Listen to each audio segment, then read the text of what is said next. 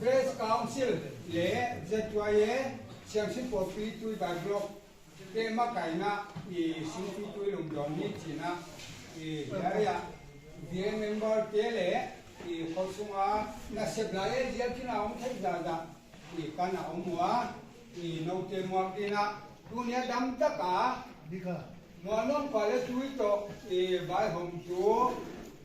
เอาสบายผมทุกเจ้าตรงนี้สอนเลยที่มีที่มุขที่อยากกินนะปัจจัยทุ่งอัฐิปัตถุกับเจนะบางทีเลยโคลามาเย็นตำเล่านะกะฮอนไงนั่งเหงาเลยกะฮอนจะก้าวไปสั่งงานนะมินิสร์ปะ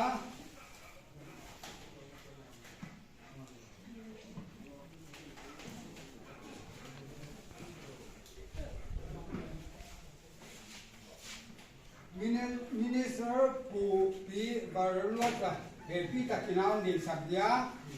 au saminina VC minina one vice chairman pale member jata padu tupa jamkholian ina ponchi sangma salewa di hi Glass Council pena ko hum na baido now idea Alhamdulillah puan, kahon tak tang nau ke tang lahi.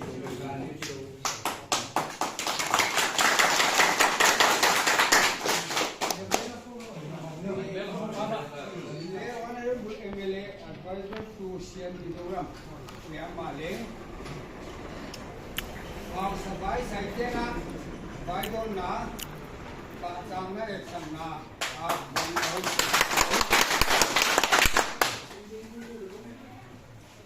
Tuna abana lal muan puya unte MLA advisor to CM amaleng hafsa minina puandum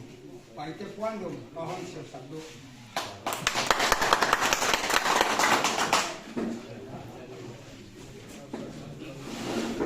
abana zomi zuta sesason muanwa miunitina tuatema how to care president le section by diwa minister panon din samnoleo di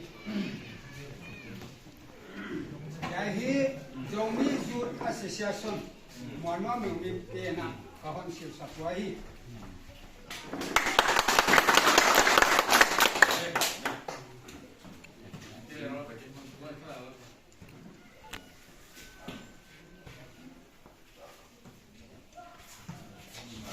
Muna bana puji dalala haude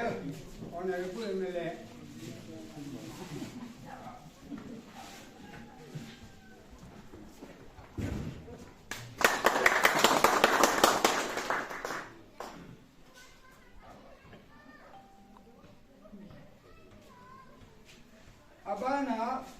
Tuan Puya, Punte Honorable MLA Advisor to Siam,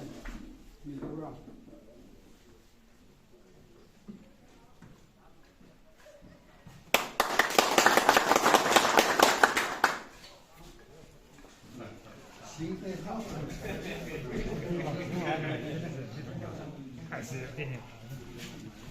Simpi don kong dia,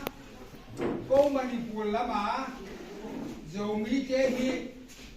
jauh tahu mama tak kai jauh pada, Mizoram lama, unau, tengah nahon ekor kalau kayu ciri, kahon gendia. Nokte zara tiang tang saka dengan ayah mama kau ni kahon dia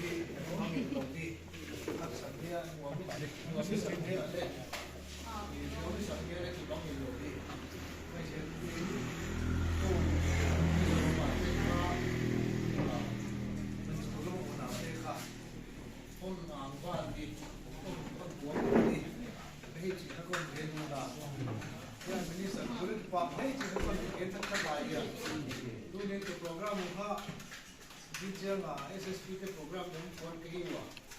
ये अब नेता इधर तक का सोती कौन मन की दर्शन की दोन जैसे तो पसंद है बाकी तो नो कौन तेरे कोई संगा कौन किया मत मारे तो बाकी में हुआ हम कौन भी तो वो कोई कैसे को या तो इनके भी तो हाले भी कि मुझे चिड़िया नमीन फट हुए के चीज दिया ही लौटे तो मामो bảo có thể có cái đuổi kia đi không nào không buồn luôn bây giờ cái con rồi rồi mà tôi bảo thế chỉ đi biết mở cái chuyện con lên để hiểu là xem không phải lên chui là nó chỉ là kỳ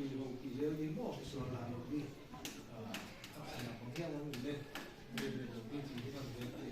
ô bảo vệ công tác con kiếnเนี่ยเขาจะละหมาดปัดกะฮิวะคุณมีสาเตซึ่งนั่นคือเย็นวะมีโซลาร์นโดนวะมันน่าสงสารนั่นมองว่ามาบางนะสองโดนเล่นโดนหลายเดือนนะวะ SSPP จะเหตุก่อได้นั่นส่วนโน้ตที่สารนิตัดของมาที่บอกกันในอย่างที่มาเลยเยละมาเยละมาอันนั้นเยบีน่าจะตัวเยนี่สิบกว่าปีนะกันนั่นเราวะสิบกว่าปีนะน้องเสียกันมีห้อยมาอีกอย่างนี้วันผมเราดีว่านี่ที่ก็จะกินคนเดียนะตัวที่ปากเป็นมาจากที่คนเดียนะปากเป็นไอ้จีเล่เสียงสิบกว่าปีที่แบบโลกาเหาตุปาองค์ข้าโจดีเสียเมมเบอร์องค์ข้าเต็มโจเจ้าตัวอย่างเมมเบอร์องค์ข้าเต็มข้าอย่างลิมิตลับที่เดียวจะโจอย่างนี้นะอาเกณฑ์ทุ่มนักคนนี้เดียวจะลิมิตลับที่นั่นทุ่มนักคนนี้